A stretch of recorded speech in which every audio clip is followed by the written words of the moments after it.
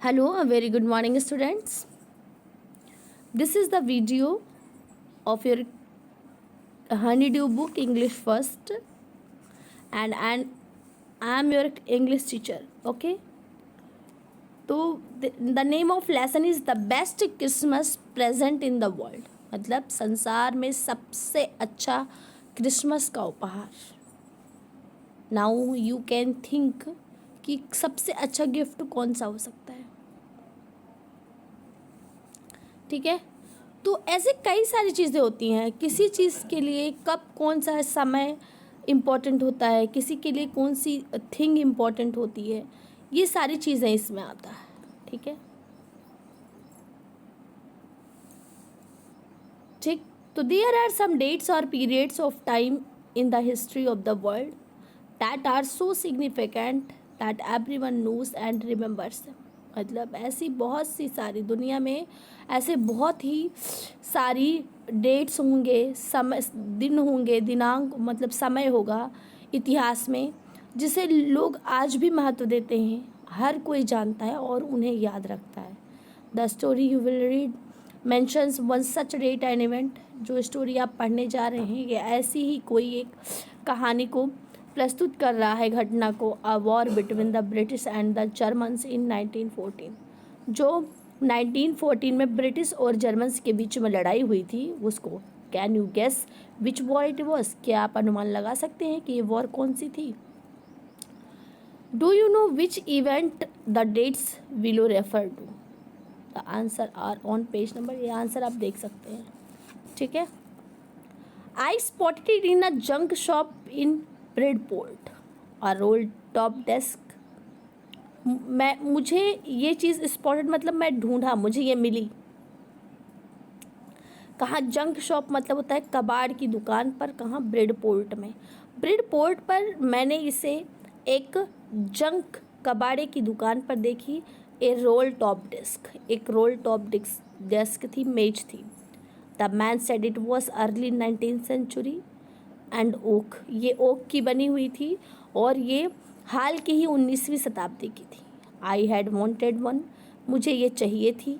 But they were far too expensive. लेकिन उस समय ये बहुत कीमती थी. This one was in a bad condition. अब ये बहुत बुरी हालत में थी. The roll top desk in several pieces. अब वो कई सारे टुकड़ों में भी थी. One leg clumsily mended. इसका बहुत मुझे एक पैर जो है मरम्मत की ज़रूरत थी. Scorch marks all down one side.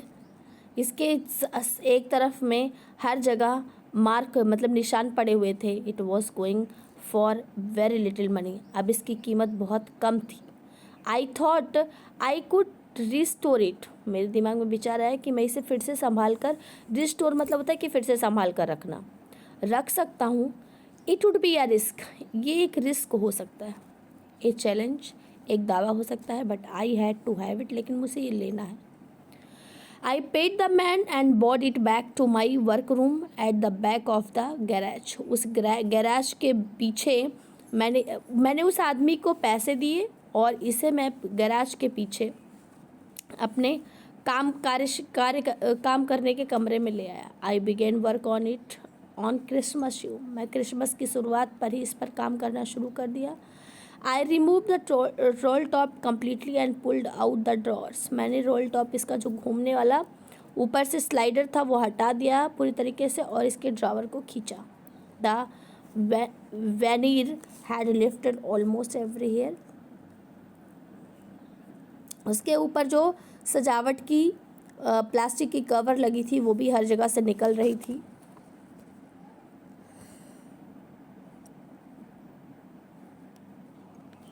It looked like water damage to me. ये मेरे लिए बिल्कुल पानी की बहाव की तरह बेकार लग रहा था. Both fire and water. ये जैसे दो चीज़ों से ख़राब हुआ था, पानी और आग से. I clearly taken their roll top on this desk. मैंने बहुत ही ध्यान से इस डेस्क से इसका जो घूमने वाला सिरा था उसे धीरे से हटाया. The last drawer was stuck fast. जो आखिरी का ड्रॉर था बहुत तेज़ी से फंसा हुआ था. I tried all I could to ease it out gently, मैंने इसे बहुत कोशिश की कि इसे आसानी से बाहर खींच कर निकाल सकूं।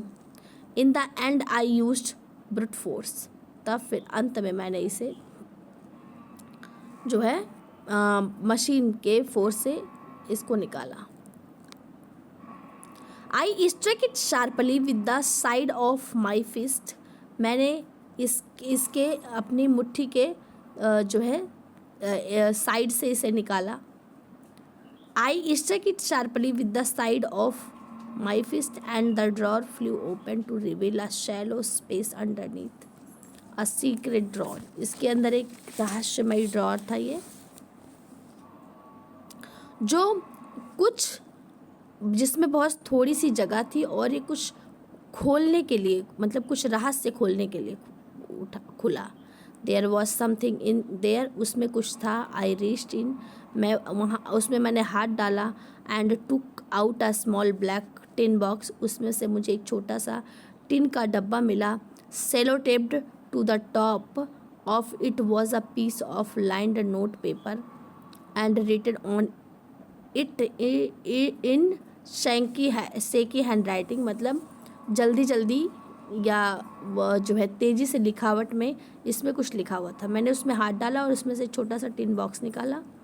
उस बॉक्स पे सेलो टेप लगा हुआ था और उस पे लाइंड पेपर, मतलब लाइन वाले पेपर भी थे और उसके ऊपर कुछ शेडी लाइन वाले पेपर पे कुछ लिखा हुआ था।